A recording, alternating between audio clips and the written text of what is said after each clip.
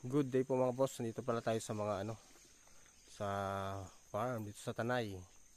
So dito po papakita ko sa inyo yung mga taniman ng tambo dito sa farm dito sa Tanay ni sa farm ni Ate Sally. Yung nakatira sa bundok. So ito yung mga ito po yung mga tambo. Ganito pala yung mga tambo mga boss. So balikan ko siya. So pagka nagmulaklak pala yan, yan pala yung tambo pagka namulaklak. So ito po yung kanyang taniman. Ito dami mo rito. Yun po. So lawak pala ng taniman niya rin dito ng tambo. Ito papasyal ko po kayo.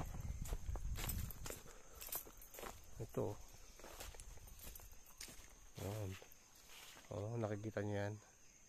Puro tambo po yan. Ayan o, sa mapagitan ng saging.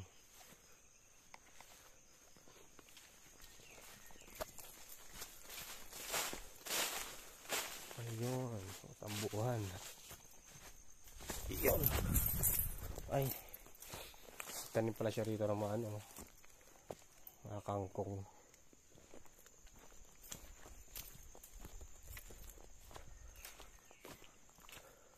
Iyon, dami yung ganda pagbasta yung mga tambo pag namulaklak. Yan pala yun. Yun na yung magiging tambo.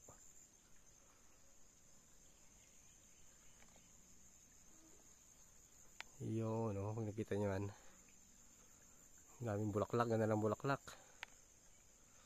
Di ba? So balak din natin magtanim ng mga ganito rito na tambuhan. So maglilinis kami ng area dun sa amin para magtanim din ng tambo. So ayan yung mga tambuhan nyo. Ganda ng mga bulaklak. Yeah. Yan. Lawak po itong tambuhan niya. Ganoon. Yan. Hanggang sa taas yan, meron yan.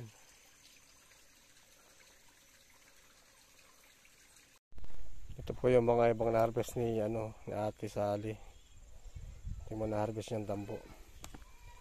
Ito ready na to. Ready na para gawing tambo ito. Binibilad lang. Tapos gagawin niya ng tambo.